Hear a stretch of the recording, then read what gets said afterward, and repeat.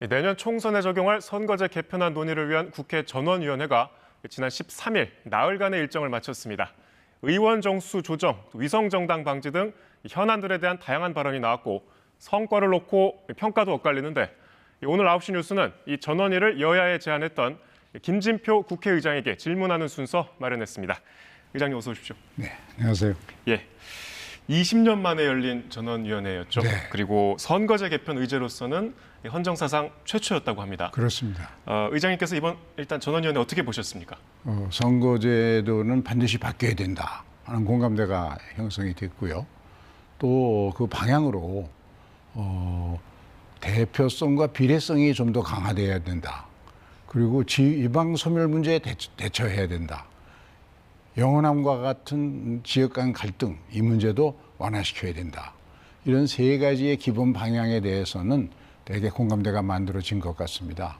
예, 말씀대로 좋은 의견도 많이 나왔지만 또 여야가 각자 할 말만 하고 끝났다. 이런 비판도 있습니다. 심지어 실패했다고 평가한 의원도 있었는데 동의하십니까?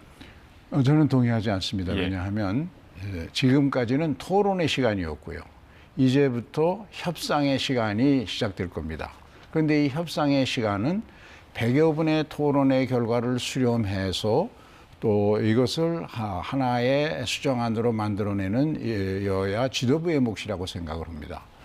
어쨌든 이 나흘간의 전원위를 통해서 여야 입장차는 뚜렷하게 드러났는데 의장님께서는 적어도 다음 달까지는 단일안을 도출하겠다고 하셨어요. 다음 달까지 가능하겠습니까? 5월 말까지 되면 참 좋겠고요. 늦어도 6월까지만 되면 예. 예년보다는 예년에는 선거하기 한두 달 전에 가서야 됐거든요. 그런데 6월까지만 되면 현행 법상의 여러 가지 제약이나 이런 문제는 없어지게 됩니다. 그래서 가급적 빨리 이제 완성하려고 하죠. 의장님 공언대로 만약에 단일안이 늦어도 6월까지 나온다면 그 단일안에는 이 위성정당 출연을 방지하는 어떤 대안도 포함이 되는 겁니까? 당연히 그래야 되겠죠. 지금 300명 의원 모두가 다 어떤 형태로든 또다시 위성정당이 예. 만들어진다면 위성정당이 만들어지면서 국회에 대한 불신도가 한 번에 20%가 악화가 됐습니다. 그러니까 이제 위성정당만큼은 만들어서는 안 된다. 거대 양당이 비례대표제든 준연동형이든 모두 자기 진영의 전사 확보수단으로 이용을 하다 보니까 잘못 이용된 거거든요. 그래서 우선은 제도도 중요하고 그다음에 거대 양당이 이제 다시는 위성정당 안 만들겠다고 정치적으로 합의하고 선언하는 것이 더 중요하다고 생각합니다. 그렇다면 이 제도 논의와는 또 별개로 이 위성정당을 막기 위한 여야의 좀 확실한 약속도 있어야 될 것 같아요. 의장님께서 혹시 여야의 뭐 합의, 선언 이런 걸 좀 중재하실 의향도 있으신가요? 물론입니다. 구체적인 어떤 일정이 있으십니까? 병립형이라는 제도가 있습니다. 예.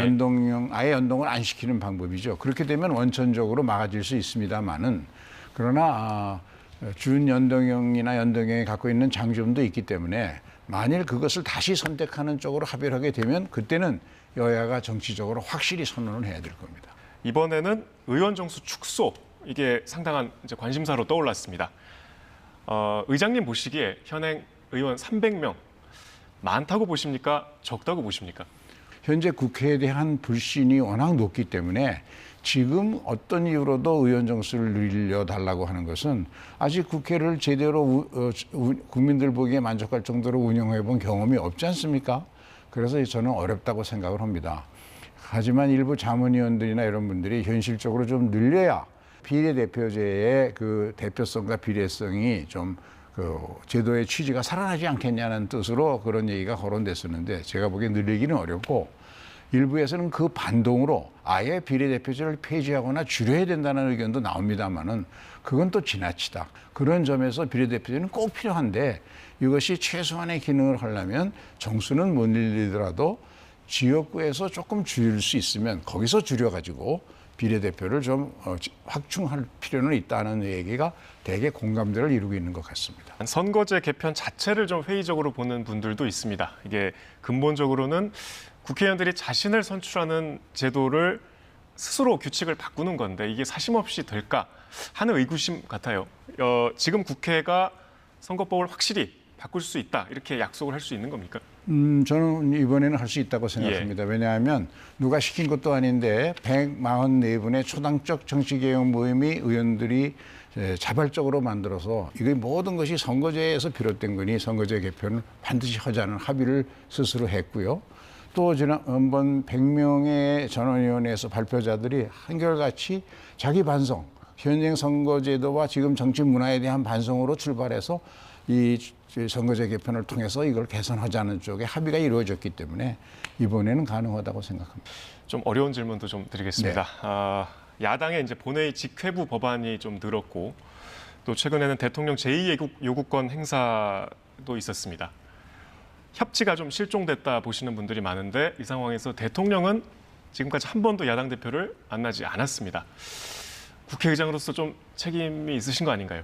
제가 이제 공개적인 자리에서 여러 차례 대통령이 이제 기회 있을 때마다 지난번에 아랍에미리트와 좋은 외교적 성과가 있었으면 그것을 여야의 대표들을 모아서 설명하고 앞으로 국정 방향에 관해서 협의하는 것은 참 필요하다고 생각을 해서 권했습니다. 그리고 아마도 이번에 대통령께서 미국을 순방하기 전이나 또는 후에 그러한 성격의 모임이 만들어지지 않을까 하는 그런 기대를 갖고 있습니다.